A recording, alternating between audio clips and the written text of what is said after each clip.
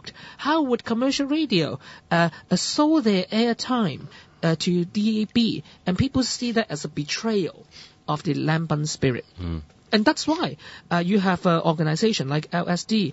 We're holding a commemorative service of Lam Bun in front of his radio station. Oh, yeah? If you look at this photo, this was last Sunday when they're having a public memorial. And you see lots of post-80s who were not born in Lam Bun's time bringing flowers in front of the memorial stage, in front of the radio station. So as regards to this Lam Bun, I mean, it's interesting. Most Hong Kong Chinese people would be aware of him, and I mean, or is it sort of only the more politically aware people, especially in terms of the young people? Would most people be aware of him? Yes and no.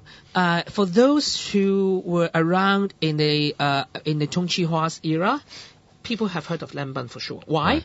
Because there was a big Bohemia medal being given to Yuan Huang, who was also responsible for the whole riot. And some people think that I've got to be careful what I say on radio, but that he might have been involved, if you like, in the assassination or in some way, perhaps. Because he was the leader. He was the leader of the overall the riots. Right. So people said at least he should share some sort of responsibility. Of course, he may not be directly involved, but anyhow, but it was a very, very touchy at the time that the big Bohemia medal was granted to him, was awarded to him, and that's why people talked about Lam Bun. And also they even managed to interview his widow in France. So Lam Bun the name was around there, but of course this year people might be new to people who were born later on. It might be new to him and to them, and that's why the Apple Daily a few days ago they used Lam Bun as part of the headline. And suddenly it became a very popular Google search keyword. Okay. Lam Bun. Yeah, interesting. And I mean, connected to that, so in terms of commercial radio, the people who work for commercial radio, they would know exactly who that guy was and his history in a big way. Yeah. Yes and no again. I mean, for those who have been working there for a long, long time, of course they heard of Lam Bun. But for the co-host who was working for the DAB early morning program, I mean this 2 to 6 one, that guy, when he was interviewed by a reporter, he was saying, what do you make of Lam Bun and all this sort of stuff? He was saying that, Lam Bun, he used the word accident. He was referring the Lam Bun assassination as an accident. And this is one of the DAB... No, that was a commercial radio co-host who worked in that DAB program. Right, I see. Even the DAB wouldn't say that it was an accident in history. They never denied that sort of stuff. And Raymond Wong, in his own show, he was saying that he knows this guy Tai San. They were colleagues before.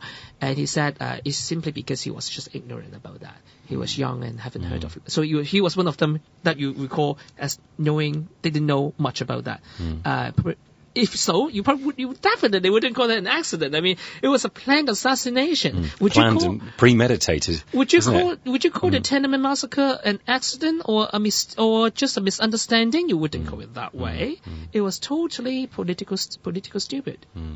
Yeah, I mean, it is extremely unusual for any commercial, for any radio host to be attacked. Certainly in Hong Kong, fortunately.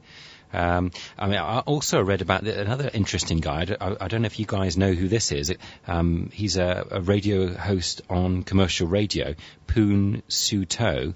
Yes. I don't know if you know that guy. Yes. But I tell you, I would love to hear a bit more about his thoughts in the media, because he's quite a brave guy. He's being paid by commercial radio, and he's spoken out.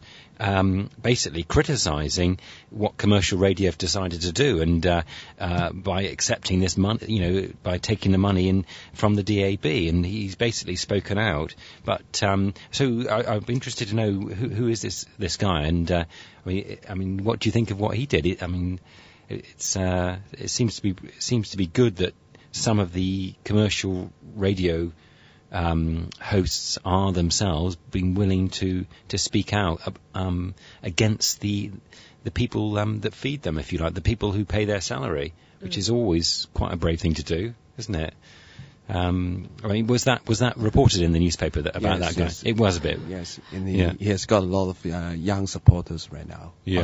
On Facebook. Yeah. Oh right, on Facebook. Yeah. I mean, is he a relatively young guy himself, or? He's not. He's middle-aged guy. Middle-aged guy. Yeah, this is what made people even more pay more respect for him, because he's a full-time employee of the commercial radio, and then his daughter is not even 1 year old.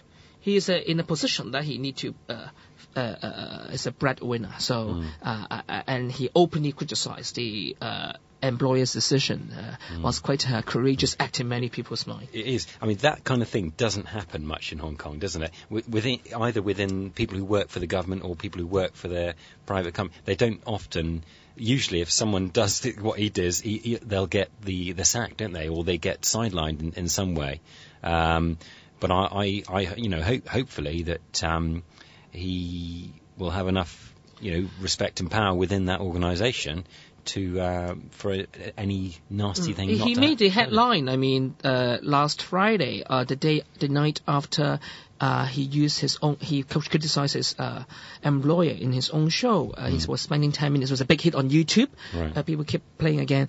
He was saying that the commercial radio, of course, he explained the reasons why he was opposed to such an idea. He was also saying that by making that commercial decision, the commercial radio owed Lam Bun so much. And that was a headline on the Apple Daily, saying that Prince Shuto cried and said, but the commercial radio with no face when they face Lam Bun again. And apparently I've heard that the Broadcasting Authority are saying that they're going to launch an investigation as regards the actual rules and regulations to check exactly whether commercial radio are allowed to do this, basically. But I mean, you'll have to see how that plays out, because it sounds like they're an organizer. I don't know how much in English we'd say an organization without much teeth, without much power and bite to be able to do it, but whether or not the rules and regulations are changed or clarified to do with it, but we'll have to wait and see with that. I mean, what's your initial? Do you think that anything will come of that, or you guys? Do you think do you know much about the Broadcasting Authority? Of course, he's well known for his conservatism. Right. That is what's being well. But what I'm interested to know is that I think for the DAB, they should better spend the money, the $600,000, maybe on some other radio stations which are much more critical of him. Maybe spend the $600,000 on my radio. If my radio, I don't know, just if my radio would open the air, we'll have a show for them. But I mean, the DAB, they'd be better to hand out the $500,000 or $600,000 to people people in need on the street, wouldn't they, rather than spending it on radio time? But there we go. Anyway, we've run out of time, guys, and nice to have you here, and see you in 2 weeks after the by-election. Thanks a lot. Bye-bye. Bye.